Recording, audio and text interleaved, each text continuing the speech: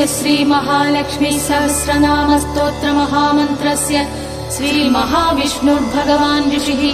अनुष्टुप् छन्दः महालक्ष्मीः देवता श्रीं बीजं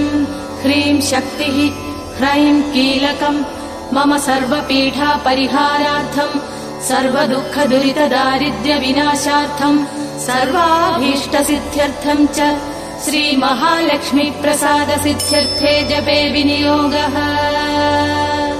ध्यानम् पद्मानने पद्मकरे सर्वलोकैकपूजिते सान्निध्यं कुरु मे चित्ते विष्णुवक्षस्थलस्थिते भगवद्दक्षिणे पार्श्वे श्रियं देवीम् अवस्थिताम्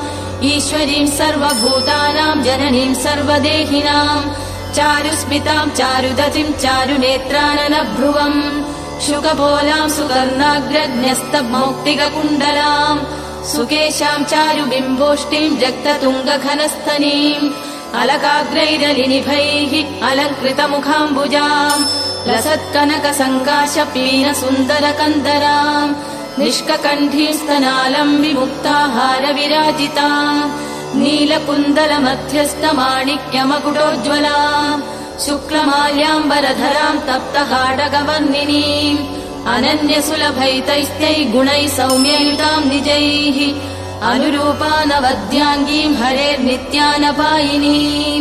श्रीवासुदेव महिषीं पुम्प्रदानेश्वरेश्वरी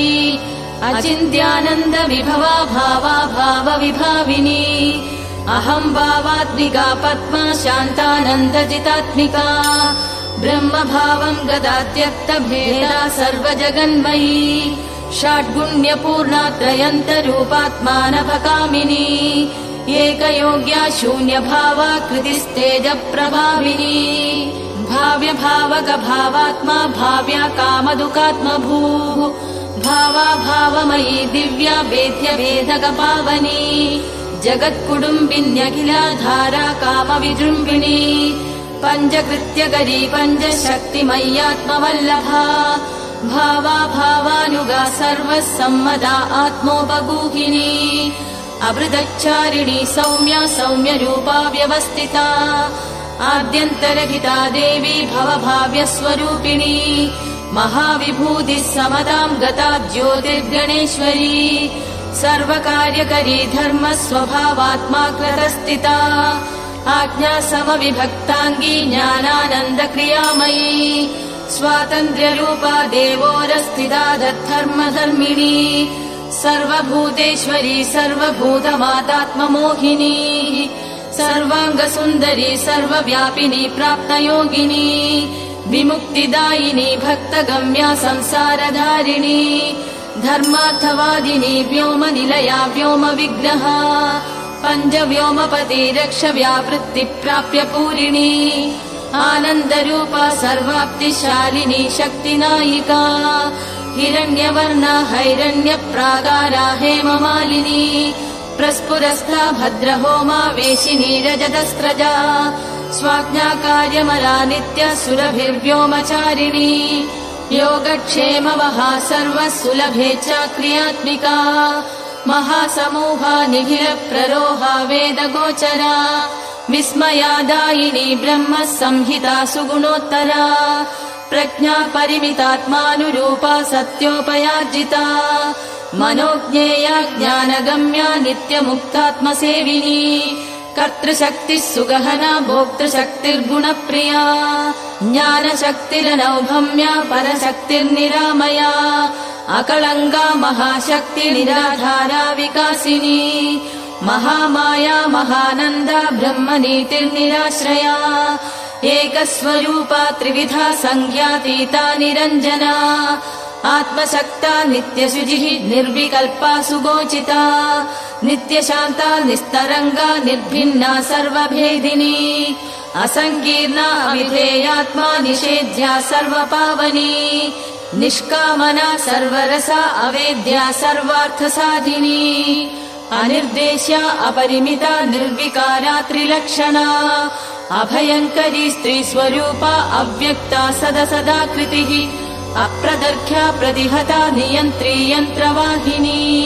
हार्दमूर्तिर्महामूर्तिः अव्यक्ता विश्वगोपिनी वर्तमाना अनवद्याङ्गी निरवद्या त्रिवर्गता अप्रमेया अमृतदुःखा कूढस्था कुलनन्दिनी अविगीता तन्द्रसिद्धा योगसिद्धा मरेश्वरी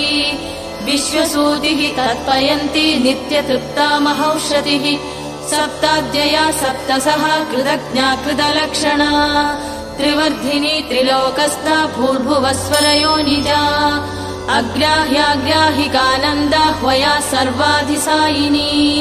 व्योमपद्मा कृतधुरा पूर्णकामा महेश्वरी सुवाच्या वाचिका सत्यगदना सर्वपावनी लक्ष्यमाणा लक्षयन्ती जगज्येष्ठा सुभावः जगत्प्रतिष्ठा भुवना भर्त्री कूटा प्रभाविनी क्रियायोगात्मिका मूर्तिः हृदब्जस्तामणुक्रमा परमद्यौ प्रथमजा परमात्ता जगन्निधिः आत्मानपायिनी तुल्यस्वरूपा समलक्षणा तुल्यवृत्ता समवयाः मोदमाना खगध्वजा तुल्यश्रेष्ठा तुल्यशीला वरदा कामरूपिणी समग्रलक्षणानन्दा तुल्यभूतिः सनादना महर्दिः सत्यसङ्कल्पा भूमिजा परमेश्वरी जगन्माता सूत्रवती भूतधात्री यशस्विनी महाभिलाक्षा सावित्री प्रधाना सर्वभासिनी नानावपुर्बहुविधा सर्वज्ञा पुण्यकीर्तना भूताश्रया हृषीकेशा अशोका स्वाङ्गिवाहिका ब्रह्मात्मिका पुण्यजनी सत्यकामा समाधिभूः हिरण्यगर्भा गम्भीरा गोधूळी कमलासना जितक्रोधा कुमुदिनी वैजयन्ती मनोजवा धनलक्ष्मी स्वस्तिकरी राज्यलक्ष्मीर्महासती जयलक्ष्मीर्महागोष्ठी मघोनी माधवप्रिया पद्मगर्भा वेदवती विविक्ता परमेष्टिनी सुवर्णबिन्धुर्महती महायोगी प्रिया नगा पद्मे स्थिता वेदमयी कुमुदा जयवाहिनी संहतिर्निर्मिता ज्योतिर्नियतिर्विवितोत्सवा रुद्रवन्द्या सिन्धुमती वेदमाता मधुव्रता विश्वम्भरा हैमवती समुद्रेच्छा विहारिणी अनुकूला यज्ञवती शतकोटिशुपेशला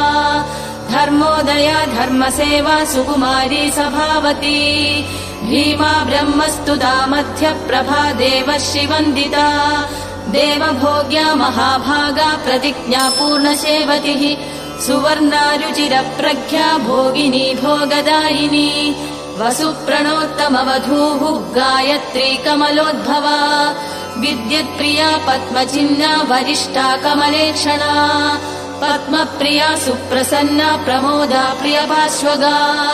विश्वभूषा गान्धिमती कृष्णा वीणारवोत्सुका रोचिष्करी सुप्रकाशा शोभमाना विहङ्गमा देवाङ्गस्था परिणतिः कामवत्सा महामतिः इल्वलोत्पलनाभा अतिशमनीवरवर्णिनी स्वनिष्ठा पद्मनिलया सद्गतिः पद्मगन्धिनी पद्मवर्णा कामयोनिः चण्डिका चारुगोपना रतिस्नुषा पद्मधरा पूज्या त्रैलोक्यमोहिनी नित्यकन्या बिन्धुमालिनी अक्षया सर्वगन्धिनी गन्धात्मिका सुरसिका दीप्तमूर्तिः सुमध्यमा पृथुश्रोणी सौम्यमुखी सुभगाविष्टरश्रुतिः स्मितानना चारुगतिः निम्ननाभिर्महास्तनी स्निग्धवेणी भगवती सुकान्ता वामलोचना पल्लवाङ्घ्रिः पद्ममनाः पद्मबोधा महात्सराः सरस्वती चारुहासा शुभदृष्टिः ककुद्मिनी कम्बुग्रीवा सुजघना रक्तपाणिर्मनोरमा पद्मिनी मन्दगमना चतुर्धंष्ट्रा चतुर्भुजा शुभरेखा विलासभ्रूः शुभवाणी कलावती ऋजुनासा कलरवा वरारोहा दलोदरी सन्ध्या बिम्बाधरा पूर्वभाषिणी श्रीसमाह्वया इक्षुशापा सुमशरा दिव्यभूषा मनोहरा वासवी पाण्डरच्छद्रा प्रभोरुस्तिलोत्तमा श्रीमन्दिनी प्राणशक्ति विभीषण्यसुधारिणी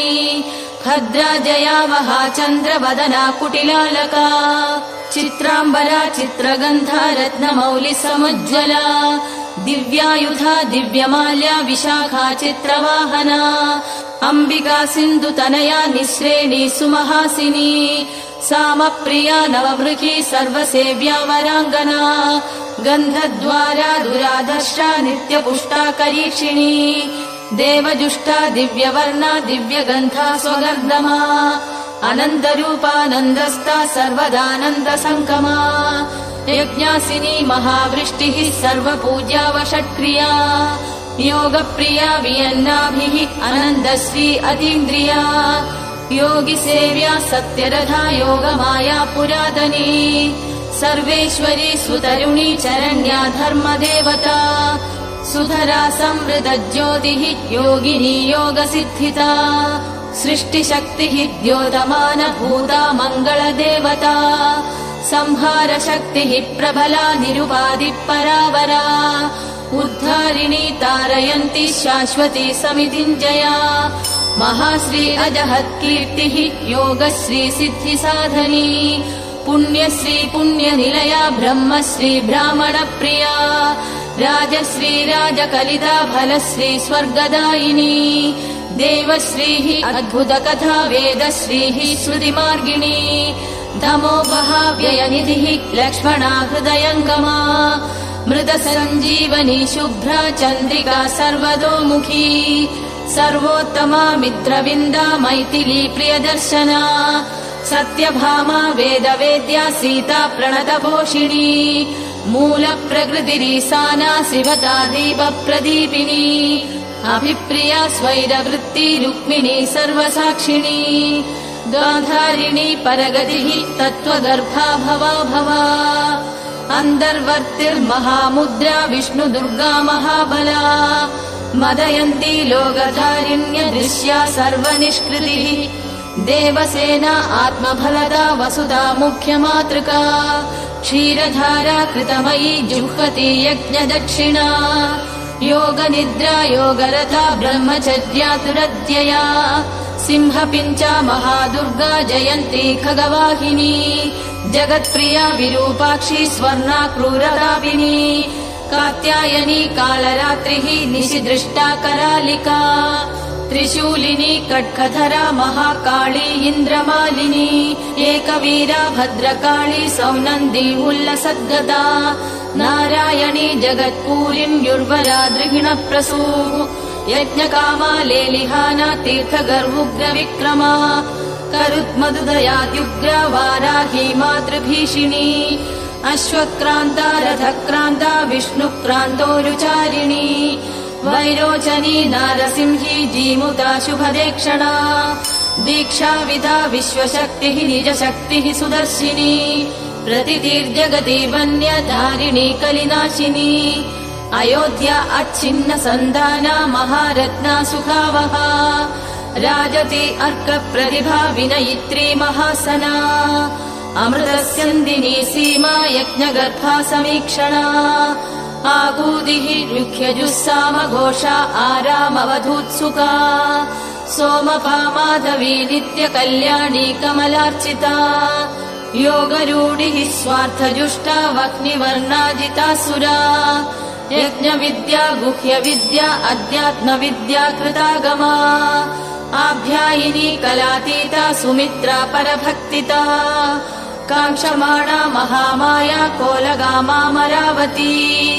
सुवीर्या दुःस्वप्नहरा देवकी वसुदेवता सौदामिनी मेघरथा रुत्थिता दैत्यमर्दिनी श्रेयस्करी चित्रलीला एकायनी रत्नपादुका मनस्यमाना तुलसी रोगनाशिन्युरुप्रदा तेजस्विनी सुखोज्ज्वला मन्दरेखा अमृताशिनी ब्रह्मिष्टा वह्निशमनी दुषमाणा गुणाध्यया कादम्बरी ब्रह्मरथा विधात्री उज्ज्वलहस्तिका अक्षोभ्या सर्वदो भद्रा वयस्या स्वस्ति दक्षिणा सहस्रास्या ज्ञानमाता वैश्वानरी अक्षवर्धिनी प्रत्यग्वरा वारणवती अनसूया दुरासता अरुन्धती कुण्डलिनी भव्या दुर्गतिनाशिनी मृत्युञ्जया द्रासहरा निर्भया शत्रुसुतिनी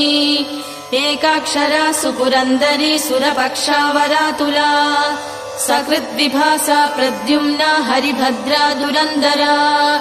बिल्वप्रिया वनीचक्र हृदय कम्बुतीर्थका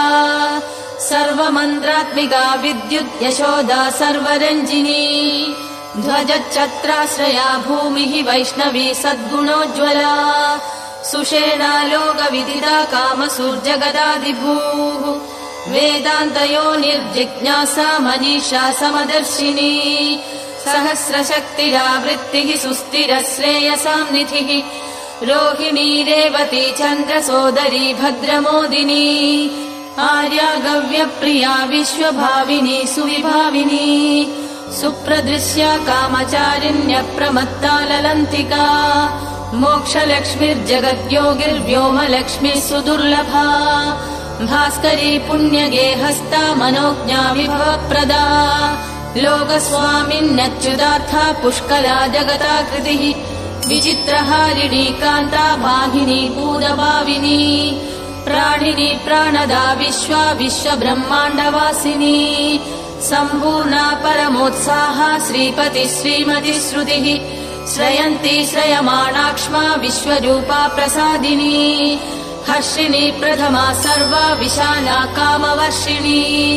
सुप्रतीका प्रसीमती निवृत्तिर्विविधा परा सुयज्ञा मधुरा श्रीधा देवरातिर्महामनाः स्थूला सर्वाकृतिः सूक्ष्मा निम्नगर्भा तमोनुता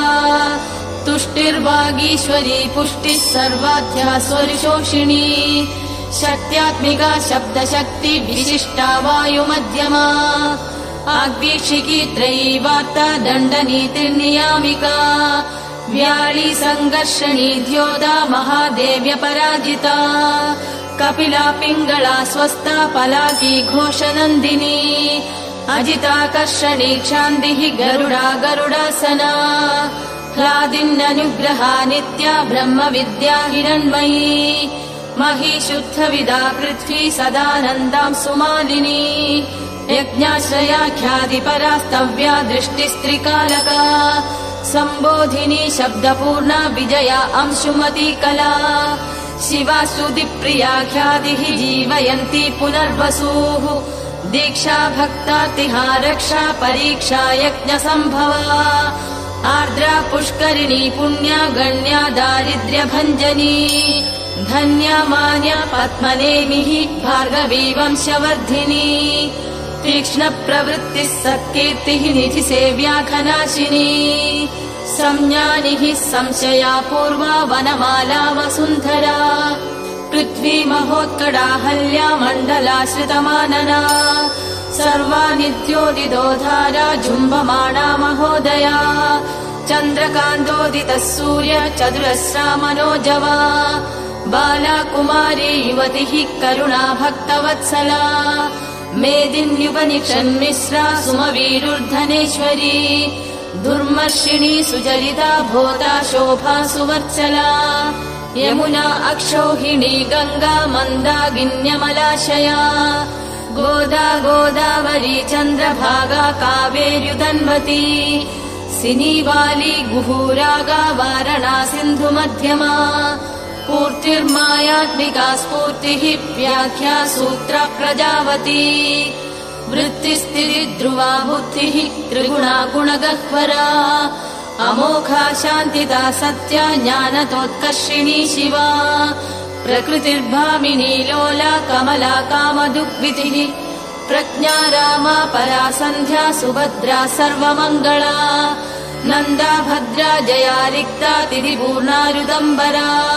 काष्ठा कामेश्वरी निष्ठा काम्या रम्या सुधा स्मृतिः शङ्खिनी चक्रिणी श्यामा सामा गोत्रा रमाद्युतिः शान्तिर्धान्तिस्तुतिः सिद्धिः विराजा अत्युज्ज्वला व्ययाः वाणी गौरीन्दिरा लक्ष्मी मेधा श्रद्धा प्रमाद्युतिः स्वधा स्वाङ्गारतिरुषा वसुर्विद्या धृतिः सभा शिष्टा इष्टा सुचिर्धात्री सुधा रक्षोम्यजामृता रमण्येका शारदाम्बा समेधात्या शुभाक्षरा रत्नावली पारतीटा धीरधी केवलात्मदा याशा शुद्धिः सोऽस्मिता का नीला राधामृतोद्भवा विभूतिर्निष्कला रम्या रक्षा सुविमला क्षमा प्राप्तिर्वासन्धिकालेखा भूरि बीजा महाङ्गता वरदुर्या स्वधाक्रीर्भूः कामिनी शोकनाशिनी माया प्रीतिरसहना नर्मदा गोकुलाश्रया अर्कप्रभारथे पार्श्वनिलयेन्दु प्रभात्पुता श्रीकृशानुप्रभा वज्रलम्बना सर्वभूमिता भोगप्रिया भोगवती भोगीन्द्रशयनाशना अश्वपूर्वा रथमध्या हस्तिनादप्रबोधिनी सर्वलक्षणलक्षण्या सर्वलोकप्रियङ्करी सर्वमङ्गलमाङ्गल्या दृष्टा दृष्टफलप्रदा इति श्रीलक्ष्मी सहस्रनाम स्तोत्रम् सम्पूर्णम्।